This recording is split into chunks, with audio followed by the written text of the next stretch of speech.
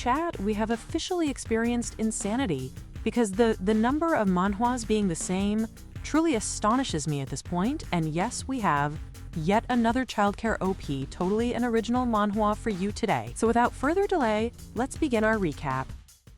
The world she once knows has come to an end. Everything has collapsed into ruin, and only two beings remain behind in this shattered world. In the midst of the devastation, the system appears and assigns its final directive. The Demon King of Destruction must be slain in order to save the world. The difficulty of the quest is overwhelming, strikingly cruel in its timing. There is no point in saving a world where everyone is already dead, where nothing remains but silence and ashes, and where she herself stands as the sole survivor.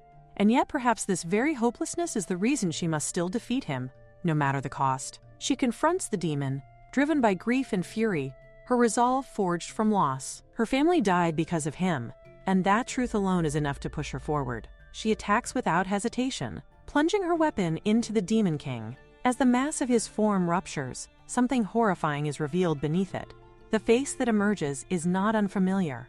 It is the face of a former colleague, someone who once asked her to trust him, someone who once told her to wait for him. The realization comes too late. The Demon King is coughing now, his form deteriorating. This is still the face of her enemy, the one responsible for killing her only remaining family member, her brother. Whatever words he tries to form are meaningless to her. She refuses to acknowledge them, refuses to listen, because she has no intention of accepting anything from him. With unwavering resolve, she delivers the final blow.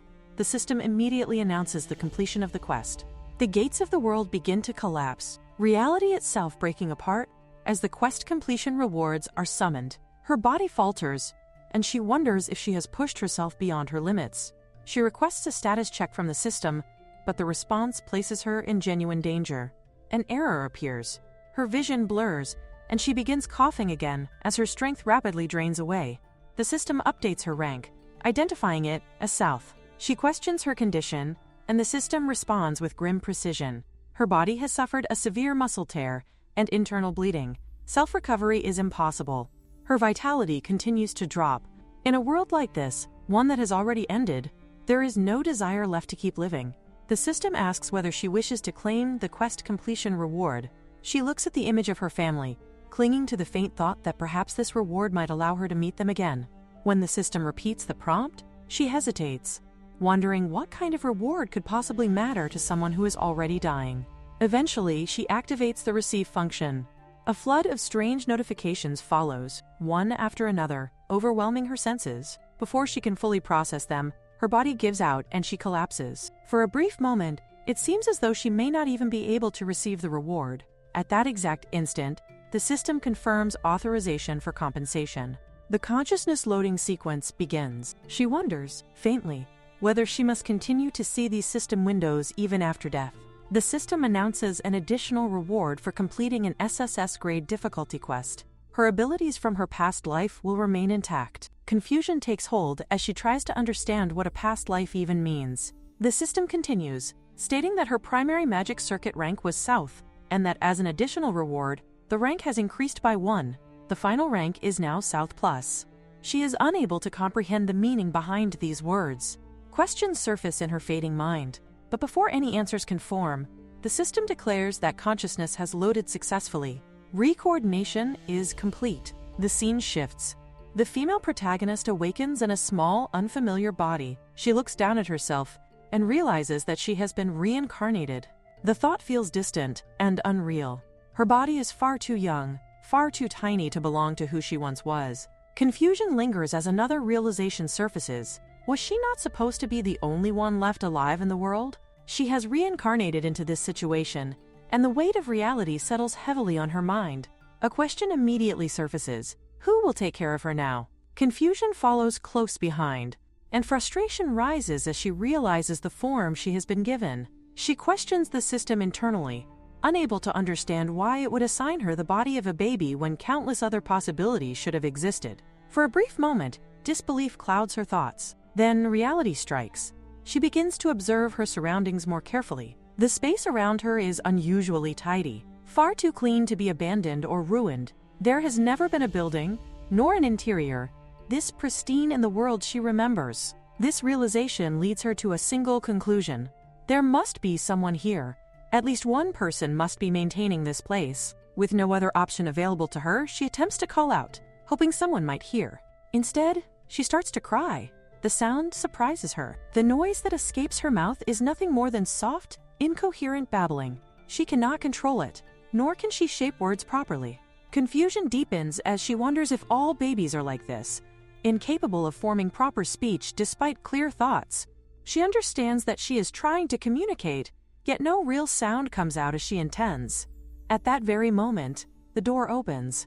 A presence enters the room, clearly delighted, reacting to the fact that she has finally awakened. Relief washes over the female protagonist. She knew it. There had to be someone. It has been years since she last saw a living person, and the sight of another human fills her with an unfamiliar warmth. Meeting someone like this, someone who feels like a kind older sister, is strangely comforting. The woman lifts her gently and holds her close. The female protagonist soon learns that today is meant to be her naming ceremony. She senses concern directed toward her, as if someone is worried she might be nervous. The thought confuses her. She does not understand why such an event would matter so much. Before she can process it fully, preparations begin, and it becomes clear that they are about to leave. The scene shifts. A golden gem floats high in the sky, glowing softly as it hovers above a grand hall. People have gathered beneath it, filling the space with quiet anticipation. The female protagonist is addressed with reassurance, being encouraged not to feel nervous. She is referred to as a princess. This word catches her off guard. She struggles to understand why she is being called that. The idea seems distant and unreal. She wonders whether this title refers to the kind of princess she once knew from stories, and then the realization strikes. She has reincarnated as royalty. The thought feels astonishing, almost unbelievable. Whispers spread through the gathered crowd. Doubt and speculation fill the air.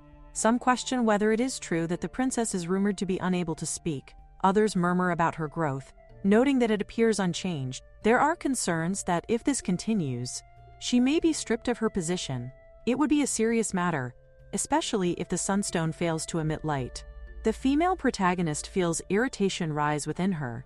Even as a baby, she senses the disrespect. They dare to speak this way directly in front of the princess, dismissing her simply because of her age. She is guided forward and encouraged to place her hand upon the stone. The explanation is simple. The magic within her will react with the sunstone and cause it to shine. Even the faintest light would be enough. She exhales internally, resigned.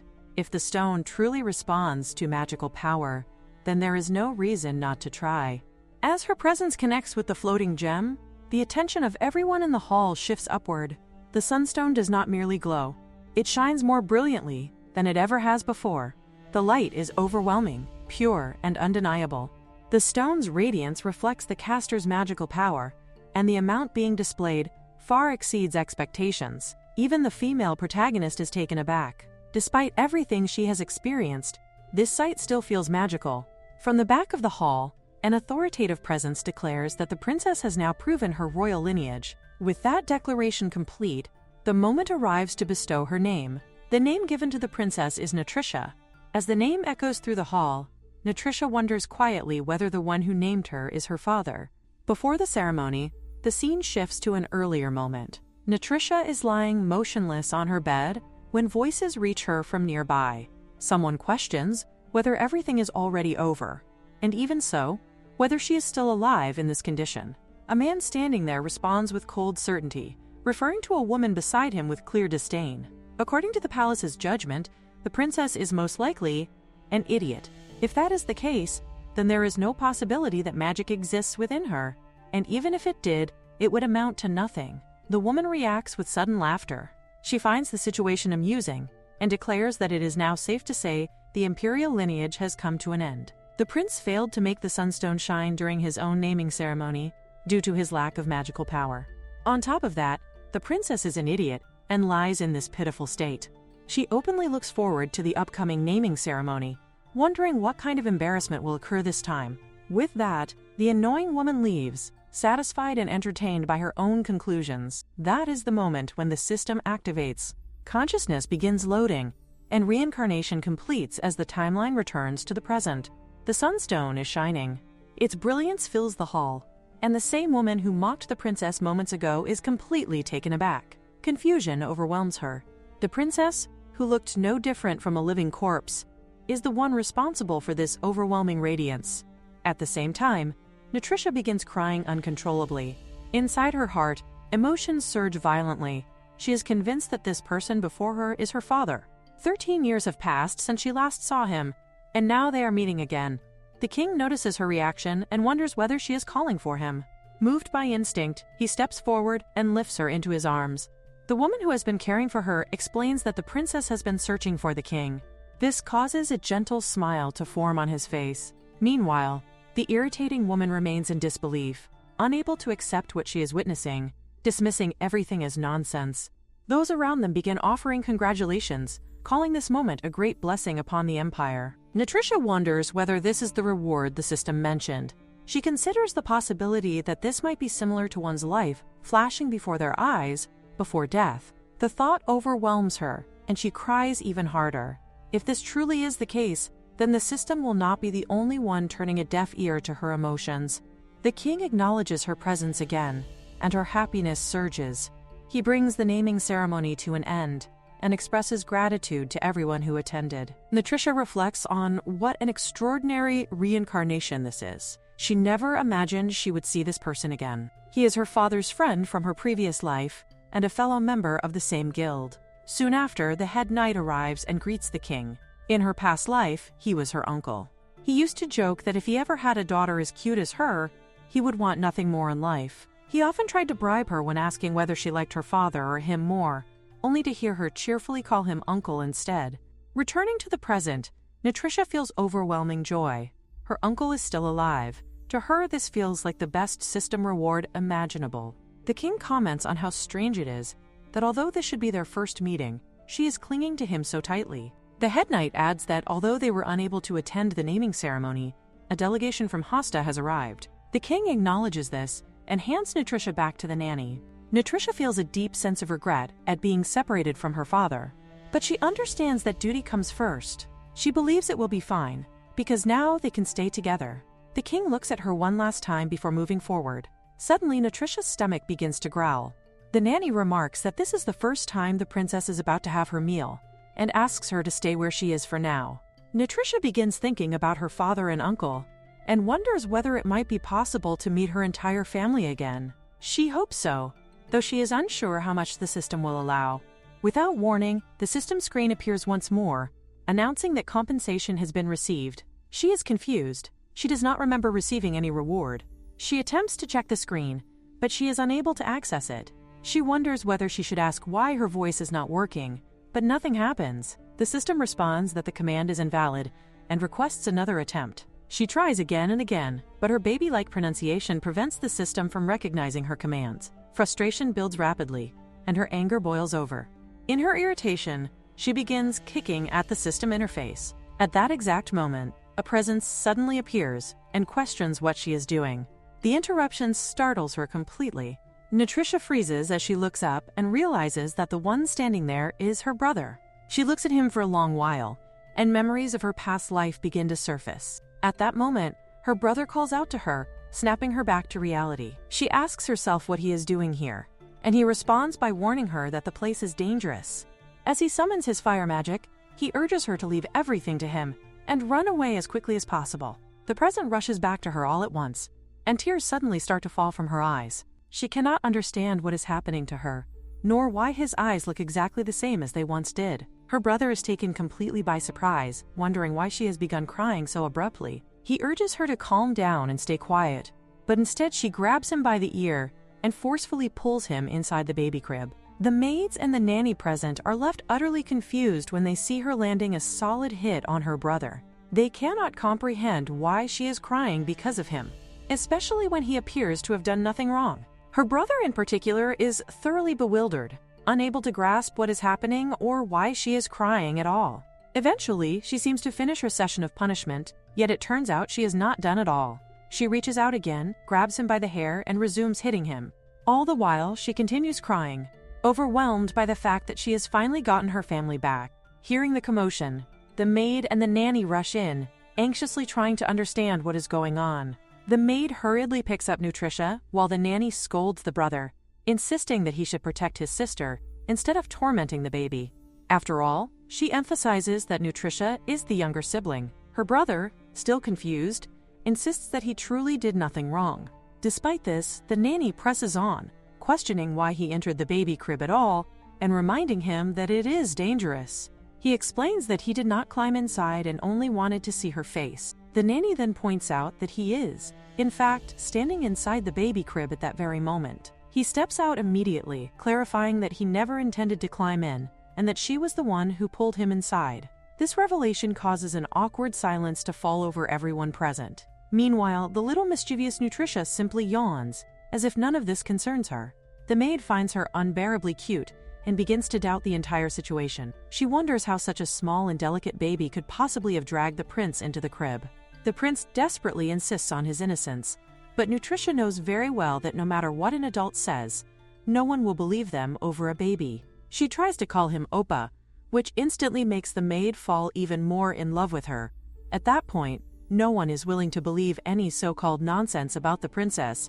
They ask whether she wants to play with the prince, while the prince himself feels slightly wounded, nervously wondering what she might do next. Instead of causing more trouble, she simply goes over and hugs him. She leans in and whispers something into his ear, urging him to calm down like a little gentleman. Internally, however, she thinks that he must never attempt such reckless behavior again, because if he ever tries to die once more, she will personally make sure to end him herself. The poor prince is left deeply unsettled, wondering whether what he heard was real, as the entire situation feels disturbingly creepy. The next day arrives, and she suddenly begins shouting, which finally triggers the system to open. The process is surprisingly tricky, but when she manages to access the details, it states that brothers are originally the first rivals one encounters in life. It explains that she is meant to bring her first enemy to kneel beneath her feet, and that the means and methods do not matter. She wonders whether the quest was already completed before it even properly began, finding the whole thing utterly ridiculous. She laughs to herself, thinking about how absurdly easy it was. The system asks whether she would like to claim the reward, and she confirms without hesitation. The reward turns out to be experience points, along with some basic and rather unimpressive resources. Suddenly, the system encounters another error, which makes her extremely irritated, as the situation feels completely insane. Meanwhile, the maid simply observes that the baby has been especially lively these days, and thinks that this change is actually quite nice. Nutricia wonders whether her voice was too loud, but when she looks around, she sees that no one seems to have heard anything, which is quite convenient. Still, she cannot help but question what is wrong with the system. If experience cannot be obtained, then leveling up becomes impossible. Frustrated, she shouts internally for the reward to be received, yet the system keeps responding with repeated system errors. This makes her extremely angry, and she starts clenching and striking her small fist in irritation. She forms a firm resolve that she will not leave everything to the system and that she will never depend on it entirely. At that moment, the system announces that there is an additional remuneration available, and asks whether she would like to receive it. She immediately grows suspicious, knowing very well that if she attempts to claim it, another error might occur. Even so, she decides to take the risk and forcefully demands the additional reward. The additional reward turns out to be a skill stone. She is momentarily stunned by this, wondering if it is being given due to the system error. She cannot understand why such a valuable item would be handed to her for free, and the thought of it almost makes her want to hit the system even more. Curiosity gets the better of her, and she begins wondering what kind of skill could possibly be obtained from it. The system reveals the skill name, which turns out to be padding for encouragement and growth. She is left completely baffled, questioning what kind of terrifying and absurd skill this could be. Her imagination suddenly runs wild, and she pictures herself using this skill on her uncle. The image of patting him for encouragement makes her immediately realize that he would most likely pull her into a tight hug, proudly proclaiming how touched he is, and asking whether she is enjoying herself. She knows without a doubt that her uncle would absolutely love such a thing. That realization alone convinces her that this skill should be sealed forever, and she desperately tries to erase the horrifying image from her mind. Suddenly, her eyes widen as numerous screens begin popping up in front of her. She wonders if these are quest records. The screens start listing actions recorded right after she was born into this world. Her first cry, drinking milk, babbling, and other ordinary behaviors that every newborn goes through. She comes to the conclusion that the system is trying to help her grow properly and become stronger. This leads her to realize that she may eventually have to fight the Devil King once again. Despite that realization, she knows she cannot afford to be nervous right now. Her thoughts drift toward her family, and she wonders how she can protect them when she has not even seen her mother's face yet. She begins to question just how demanding this so-called ultimatum will be, and whether there will truly be plentiful rewards waiting for her. As expected, the system suddenly encounters another error, making her think that nothing about this will ever be easy. The system then allows her to collect a daily quest reward item, which turns out to be a growth potion. It is a magical potion meant to build stamina. She materializes the bottle in her hand and becomes genuinely happy. In her past life, such an item would have been considered nothing more than trash, completely useless to someone at level A. Now, however, things are different. Having already passed her first birthday, this potion can actually be useful. Without hesitation, she drinks the entire potion, and her growth increases by 1. In that moment, she makes a silent vow that she will never lose her family again, no matter what happens.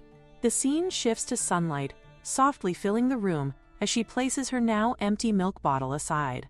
The nanny and the maid are overjoyed to see that she drank everything. They are delighted and relieved, thinking about how she finally opened her mouth to eat her medicine without resistance. The maid, in particular, had wanted to feed the princess herself, and both women are thrilled that the princess finally ate properly. They recall how difficult it had been to manage her feeding times before, as she often refused. Back then, she looked fragile, almost like a little chick, but now she appears hundreds, even thousands of times more beautiful. Nutritia can clearly see that they struggled greatly in the past. They are also happy that she is no longer vomiting, and once again, her growth increases by 1. She soon manages to stand on her own, astonishing the nanny, who cannot believe that a child of her age can already do so. She is gently made to sit on the floor, and they encourage her to come toward them. She begins walking in their direction as the maid and the nanny enthusiastically cheer her on. She stumbles and falls onto the floor, and although they see her fall, they quickly realize that she managed to take 5 steps today. In the end, she is truly able to walk. They decide to mark this day down, convinced that it is something worth celebrating and that it will surely be remembered as a good day. They lift her up, commenting on how heavy she has become and how much she has grown.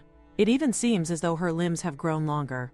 They regret that the Empress is not here to witness such a joyful sight herself. At that moment, a thought finally strikes Nutritia.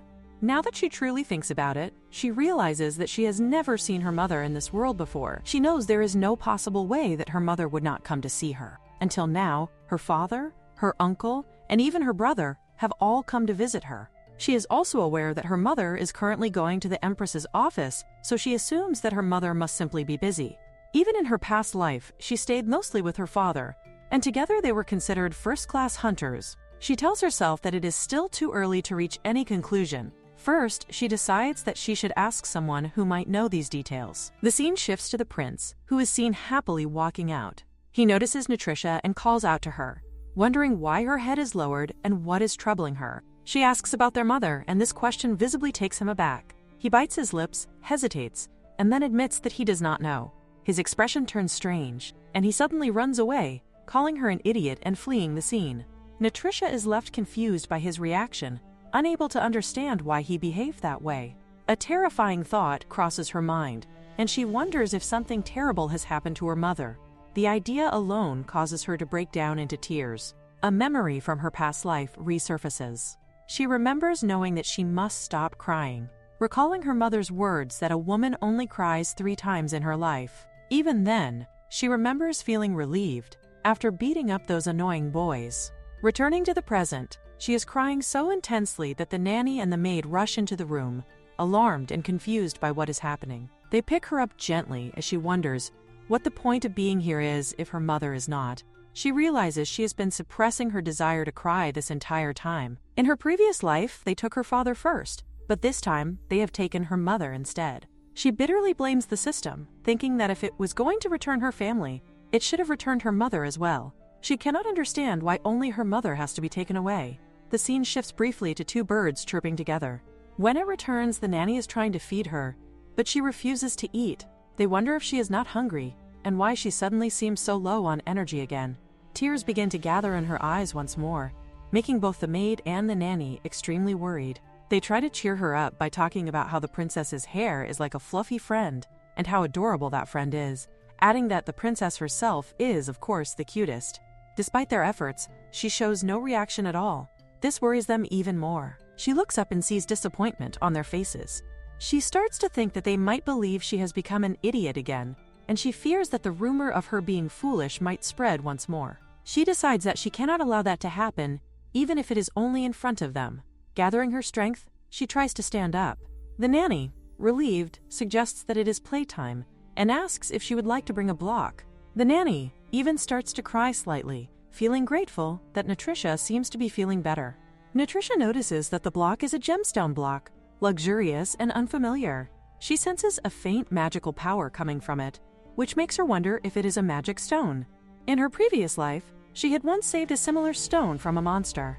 She wonders if such items are really so common here.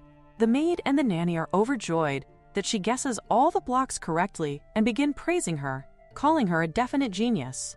The maid is so taken by her tiny fingers that she becomes obsessed with how cute they are, even thinking about wanting to suck them. This makes Nutricia internally wonder whether they are truly serious about that thought. Suddenly, it hits her that her mother would have loved to see this moment as well. Her mood darkens once again. The maid picks her up, calls her princess affectionately, and asks if she would like to go see her brother. It occurs to Nutricia that he has not come to her room for over a day now. She agrees enthusiastically in a babyish manner, wanting to go immediately.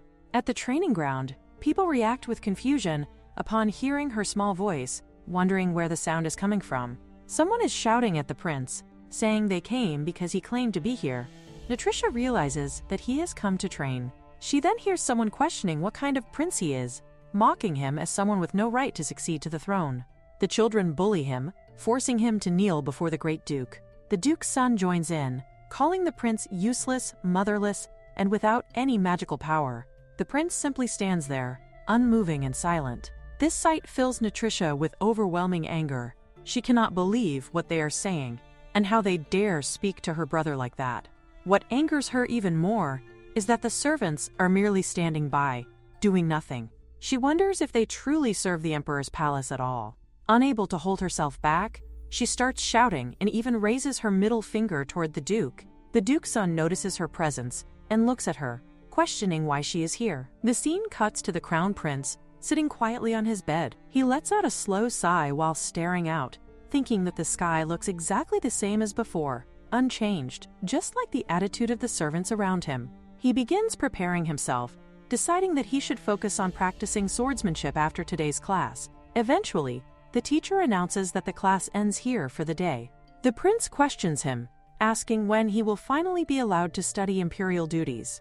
Even though he is young, he believes that as the crown prince, he should begin learning such responsibilities. The teacher sighs heavily and explains that he cannot yet be taught those matters because he has not awakened his magical power. Hearing this makes the prince bite his lips tightly. Soon after, he is seen channeling his frustration into training, releasing his anger through every movement. Deep down, he knows that if things continue this way, he will grow into an older brother who cannot protect his family. He realizes that he desperately needs a solution, and that solution begins with awakening his magic power. Suddenly, he notices someone shouting at him, demanding to know what he wants now. It is the duke's son. The prince confronts him, questioning whether he truly believes he can walk in as if this place belongs to him. The duke's son responds arrogantly, acting as though the palace is indeed his to enter and leave freely. He mocks the prince, pointing out that unlike him, the prince cannot awaken magical power and is therefore unqualified to be the crown prince. He goes further, claiming that the palace is far too noble for someone like the prince, and that it suits the duke's son much better. He even suggests that the emperor will soon recognize the duke's son as someone greater. The prince, filled with rage, shouts back that he is the only true prince and demands respect. However, the others shout over him, questioning what kind of prince he even is. They ridicule him as a half-grown child with no claim to the throne and insist that he should kneel before the duke's son instead. The duke's son continues, warning the prince to watch his words while calling him useless, motherless, and powerless due to his lack of magic. At that moment, a small princess suddenly appears and boldly raises her middle finger toward them. The duke's son reacts with mockery, recognizing her as the so-called idiot princess. He claims that he had once thought she was merely immature, but now believes she has completely lost her mind. He sneers that birds of a feather flock together, implying that both siblings are equally worthless. Hearing this fills Nutritia with intense fury. She thinks that he needs to be taught a real lesson. Before anything else can happen, someone suddenly grabs the Duke's son by the collar. It is the prince himself, finally snapping as he shouts at him, demanding that he keep his mouth shut. Even the servants present are stunned by this sudden act. Nutritia notices that earlier, the servants from the palace had done nothing to stop the Duke's son, yet now they rush forward in panic. They restrain the prince and repeatedly apologize to the Grand Duke's son, begging for forgiveness and insisting that the prince is still young and has made a mistake. Nutritia is completely baffled by what she is witnessing.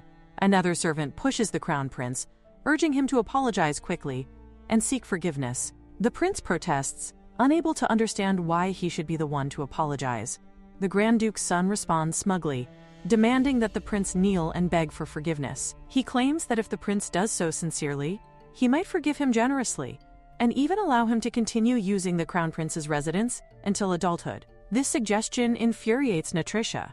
She wonders whether the Grand Duke's son has completely lost his mind, finding the entire situation utterly unbelievable. She shouts internally for her brother not to do it, urging him to refuse. However, the Grand Duke's son keeps insisting, repeating that if the prince kneels and apologizes sincerely, he will forgive him immediately. The surrounding boys begin laughing loudly, enjoying the humiliation unfolding before them. As Nutritia continues urging her brother to resist, she suddenly jumps out of the nanny's arms. She thinks that she's the only one who can force her foolish little brother to kneel if it comes to that. She lands smoothly on the ground. However, by the time she looks up, the prince is already on the floor. He states firmly that the Grand Duke's son should go and tell everyone exactly what happened, that he entered the Crown Prince's residence without permission and was scolded for it. The friends of the Grand Duke's son immediately rush toward him, worried and panicked, wondering whether he has been hurt, and suggesting that a physician be summoned at once. The prince glares at them coldly, indicating that it is nothing serious. Just as he is about to leave, he turns back and notices Nutritia giving him a confident thumbs up. He walks over and pats her gently, acknowledging that she has done well. The other children watch in disbelief, wondering whether they are truly meant to be intimidated by this crown prince after all. The prince turns toward the Grand Duke's son's friends and questions what they are still doing there, instead of leaving as they are required to. He asks whether they still have something to say. However, they are so thoroughly intimidated that none of them dare to respond. In their minds, they can only think that the prince now carries a cool image and an overwhelming aura that resembles that of the late emperor from the past. Meanwhile, Nutritia enthusiastically gives the prince a proud thumbs up. The prince then looks at Nutritia and asks whether she can give him a compliment. After all, he had punched that bean-sprout-headed boy, and it was not too shabby. Nutritia thinks to herself that she truly cannot help it. He handled the situation well this time. She believes that he should no longer be called just her brother, but a good brother. She moves closer, cheering excitedly and asking for a high five. However, he teases her by pointing out that she is still a baby and cannot even reach him. This stings her pride, but instead of sulking, she reassures herself that this only proves one thing: she must grow up as quickly as possible. The nanny steps in, saying that it is fine and that she can help lift her so she can hug the prince. Nutritia immediately refuses, insisting that she does not like that idea and that she will do it herself. The prince then asks whether she would like to pat him. She understands what he means and stretches her arms, trying to reach his head, but she is unable to do so. The nanny gently helps her, saying that a little assistance is necessary. One of the tutors nearby wonders aloud why the prince is already so tall, despite being only 7 years old. Nutritia comments that his head is really high up. The prince grabs her hand and places it on his own head, patting himself with it, saying that if he does it this way, it will not be too high for her. She responds by lightly pinching his hair, internally scolding him for daring to act cool in front of her. Soon after, she begins patting him properly. Suddenly, she hears someone shouting furiously. It is the Grand Duke's son, throwing a full tantrum.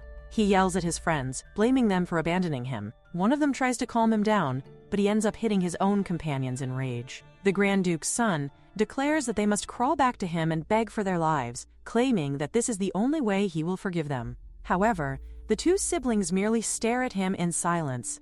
At that moment, it suddenly dawns on Nutritia that what she is sensing is a magical aura. Justice is being distorted right in front of her eyes. She sees the Grand Duke's son begin to manifest fire as he screams that he is going to kill both of them. Nutritia immediately steps forward and signals for the nanny to get away, knowing that the situation is about to become dangerous. At the same time, she begins to manifest her own abilities. The Grand Duke's son stares at her in disbelief, wondering what she thinks she is doing. Knights rush in from behind, shouting that the Grand Duke's son must not use magic inside the palace. Overcome with panic and rage, he loses control and hurls the fire magic forward. Just as the flames are about to reach Nutritia, the prince steps in front of her. In that instant, memories from her past life flood her mind, images of her brothers sacrificing themselves to save her. She realizes that they have been reunited as a family once more, and there is no chance she will abandon him again. Not now, not when she finally has power. This time, she has the power to protect her foolish little brother. Her magic erupts violently. A massive wave of fire bursts forth, shocking everyone present. Rage burns through her as she thinks about how dare anyone attempt to harm her brother. Her power continues to manifest, forming into a gigantic fire dragon that surges forward.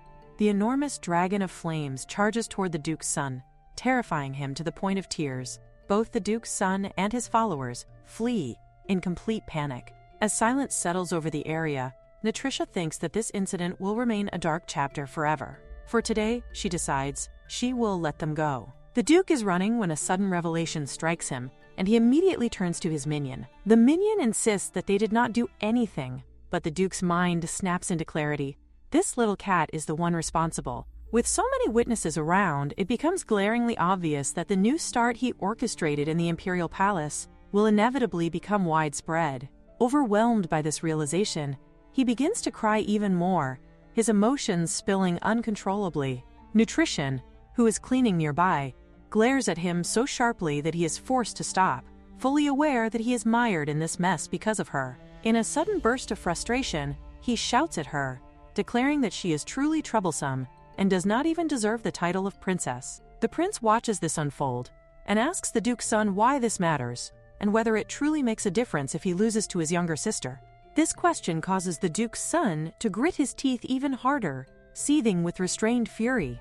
At that moment, Ratio calls out to her brother, prompting him to wonder if she is going to press him further. She approaches, announcing that she intends to give him a special gift as a reward for winning. She retreats briefly to prepare, then delivers a spanking. Suddenly, the system window pops up, indicating that her skill has been activated. Since the system interface is only visible to her, she feels a surge of delight at being able to witness it directly. She expresses her gratitude to her brother, acknowledging that he now owes her greatly. Without warning, a brilliant light begins to flash and pour over the prince. The magic circuit enters its activation phase, stage 1. If he manages it successfully, as he did in his previous life, he could be promoted further. Thoughts of setting new records cross his mind, but to everyone's astonishment, the fire magic energy intensifies, erupting violently. Everything around him sparkles as the prince collapses to the floor, huffing and overwhelmed by the sheer force. Both the Duke's son and Nutritia are left utterly shocked, struggling to comprehend what they are witnessing.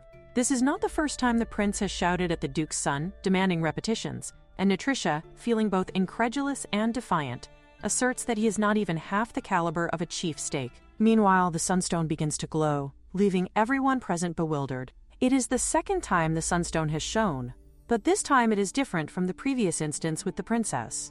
Neither the Grand Duke nor the Grand Duchess achieved such brilliance. The magnitude of the glow suggests that only someone of exceptional capability could cause such a phenomenon.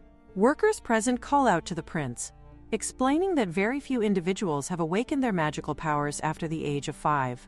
Nutritia, observing the effect, wonders why it flashes whenever she takes action, and whether it is truly sacred, noting its psychedelic, lightning-like appearance. Later, the scene shifts to the Duchess, who is seated on her sofa, fuming. She realizes that the prince has awakened his magical powers.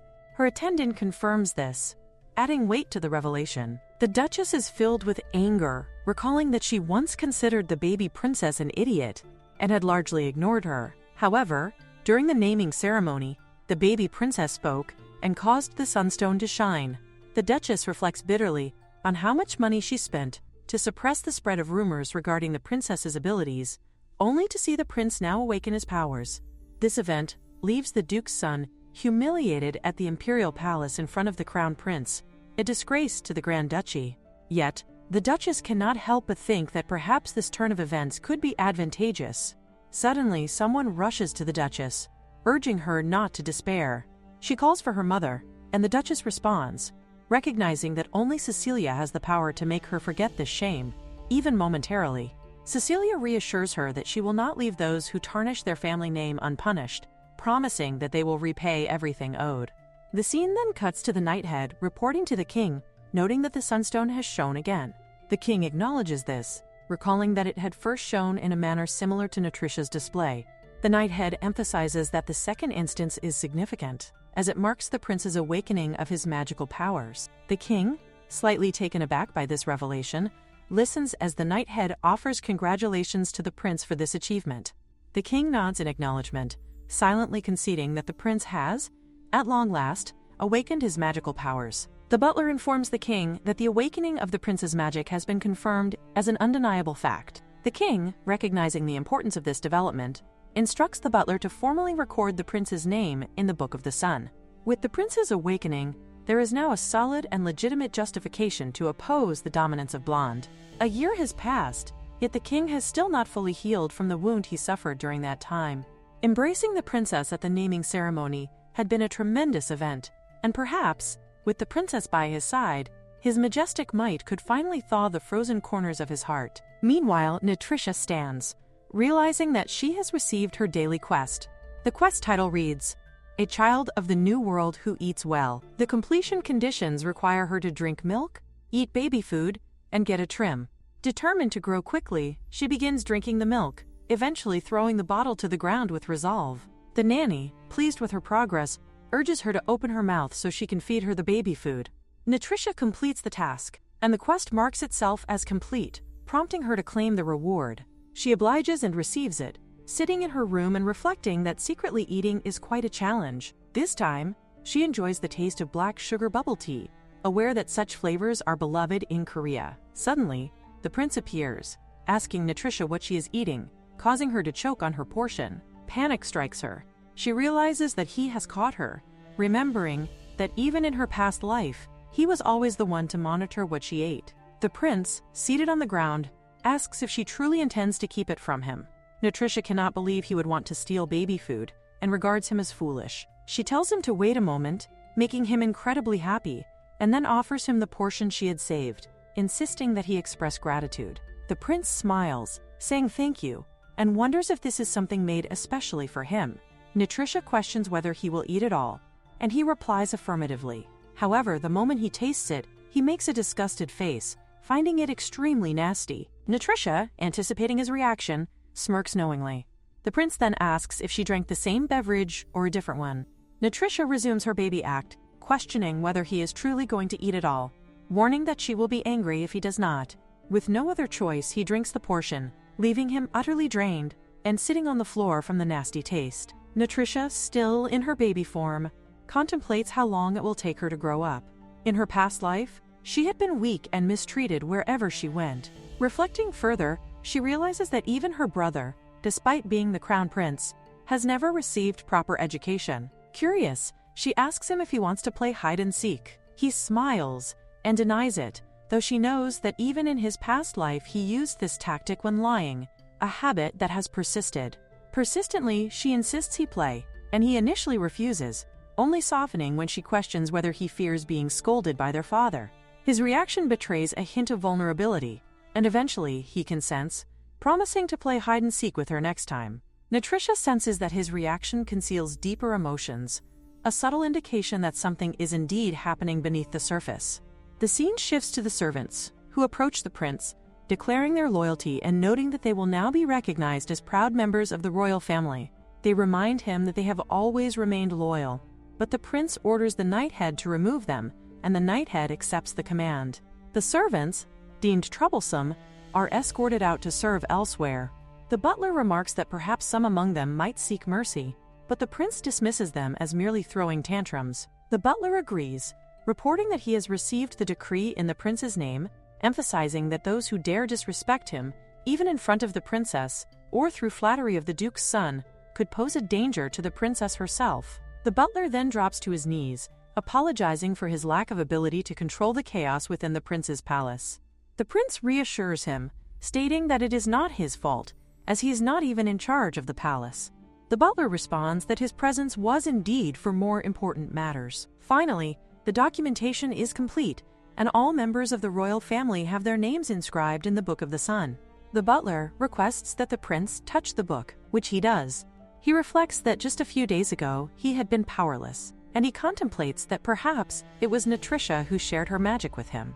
He recalls the suffocating blockage he had always felt in 2 places within his body, now lifted, leaving him with a profound sense of relief and gratitude toward Nutritia's sacrifice. With the documentation finalized, the butler bows humbly before the prince, invoking the blessing of the sun god.